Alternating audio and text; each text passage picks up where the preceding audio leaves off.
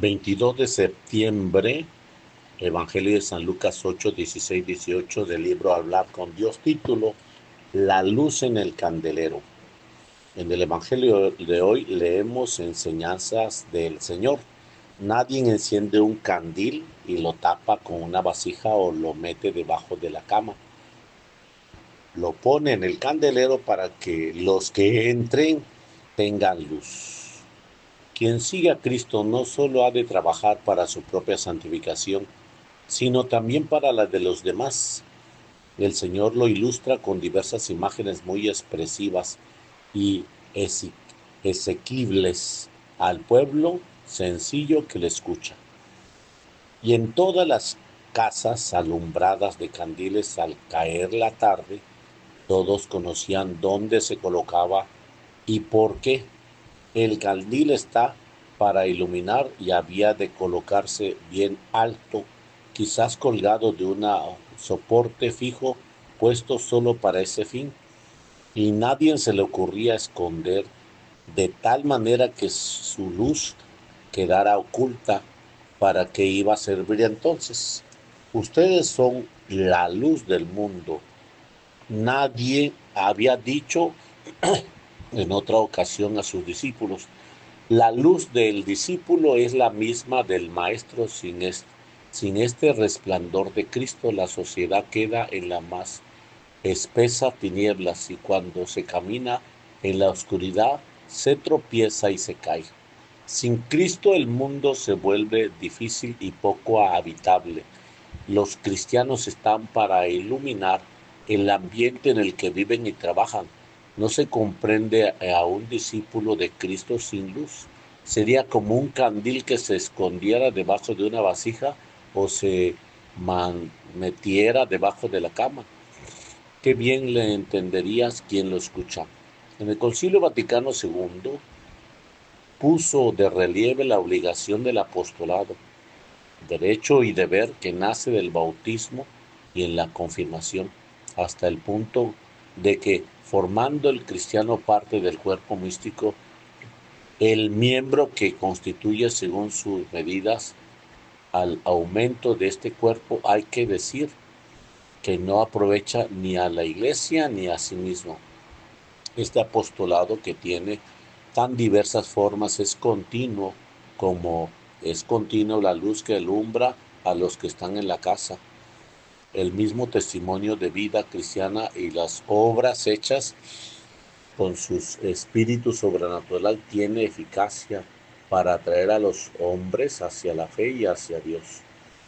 También los que aún no creen en Cristo han de ver iluminado su camino con el brillo de las obras de los que siguen al Maestro, porque, porque todos los cristianos, donde quiera que vivan, por el ejemplo de su vida y el testimonio de su palabra, están obligados a manifestar al hombre nuevo de que se ha revestido por el bautismo y en el que se ha rebustecido por la confirmación, de tal forma que los demás, al reparar en sus obras, glorifiquen al Padre y descubran el genuino sentido de la vida y el vínculo universal de todos los hombres. Examinemos hoy nosotros si aquellos que trabajan codo a codo con nosotros, quienes viven en el mismo hogar, los que nos tratan con motivos profesionales o sociales, reciben esa luz que señala el camino amable que conduce a Dios. Pensemos si esto mismo se siente el motivo de ser mejores. El trabajo, el prestigio profesional, es el candil en el que ha de lucir la luz de Cristo. ¿Qué apostolado podría llevar a cabo una madre de familia que no cuidara a conciencia de su hogar, de tal manera que su marido, sus hijos se encontraran al llegar a un lugar grato? ¿Cómo podría hablar de Dios a sus amigos un estudiante que no estudiara, un empresario que no viviera los principios de la justicia social de la Iglesia en los empleados?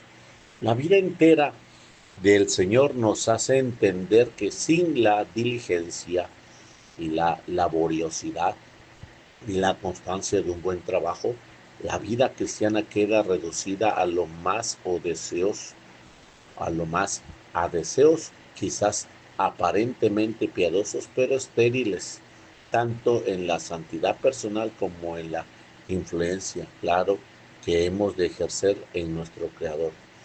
Cada cristiano debe orar de tal manera que quienes le tratan perciben el, perciben el buen olor de Cristo en cada uno. Debe actuar de modo que a través de las acciones del discípulo puedan descubrirse el rostro del Maestro. Por eso, el ejemplo en aquellos que constituyen como la columna vertebral de todo hombre, el trabajo ha de ir por delante. El enfermo, el impedido, ha de ser luz, como brilla, siendo un buen enfermo, llevando con sentido sobrenatural su propia carga y elevándolo a la cruz. El Señor quiere que las farmacéuticas sean competentes en aquellas medicinas que despachan y que cuando sean oportunos sepan dar un consejo humano y sobrenatural que ayuda y anima al, y que el taxista conozca bien las calles de su gran ciudad y que el conductor de un medio público se transporte no maltratando a los pasajeros con un mal modo de conducir. Desde el comienzo de su vida pública conoce el Señor como el artesano, el hijo de María. A las horas de los milagros, la multitud exclama: todo lo hace bien, absolutamente todo. Los grandes prodigios y las cosas menudas cotidianas que a nadie deslumbraron, pero que Cristo realizó con la plenitud de quien es perfecto Dios y perfecto hombre, Jesús, que quiso emplear en sus enseñanzas los oficios más diversos, mira con amor el trabajo y sus diversas manifestaciones, viendo en cada uno de ellas un aspecto particular en las semejanzas del hombre con Dios, Creador y Padre. Para tener prestigio profesional es necesario cuidar la formación en la propia actividad o oficio, dedicando las horas necesarias, fijándose metas para perfeccionarlas cada día, incluso después de terminados los estudios o el periodo de aprendizaje propio de todo trabajo. En no pocas ocasiones los resultados académicos para un estudiante será un buen índice de su amor a Dios y al prójimo. Obras son amores. Como consecuencia lógica de este empeño y de la seriedad de sus tareas, el fiel cristiano tendrá entre sus colegas la reputación de un buen trabajo o de un buen estudiante que le es necesario para realizar un apostolado profundo, sin darse apenas cuenta de estar mostrando como la doctrina de Cristo se hace realidad en medio del mundo, en una vida corriente que se comprueba. El acierto del comentario de San Ambrosio: las cosas no parecen menos difíciles cuando las vemos realizadas en otros, y en todos tiene derecho a este buen ejemplo. Es evidente que la doctrina de Cristo no se ha difundido a fuerza de medios humanos, sino de impulsos de la gracia. Pero también es cierto que la acción apostólica identifica sobre una vida sin virtudes humanas, sin valía profesional, sería hipócrita y ocasión de desprecio por parte de los que queremos acercar al Señor. Por eso el Concilio Vaticano II formulaba graves palabras: el cristiano que falta a sus obligaciones temporales, falta a sus deberes con el prójimo, falta sobre todo a sus obligaciones para con Dios y pone en peligro su eterna salvación, porque no se santifica a sí mismo, deja de aprovechar los talentos recibidos y no santifica a su prójimo.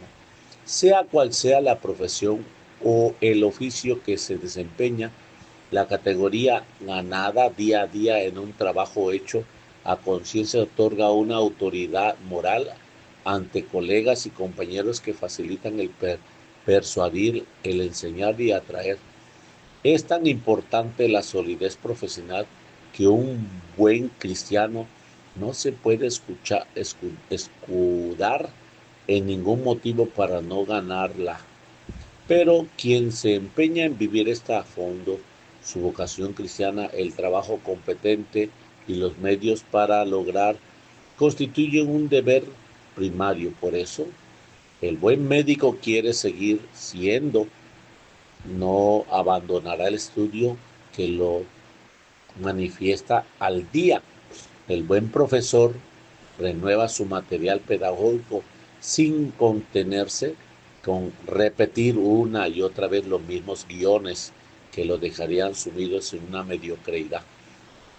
La competencia y la seriedad con que se debe realizar el trabajo profesional se convierte así en un candelero que ilumina a colegas y amigos.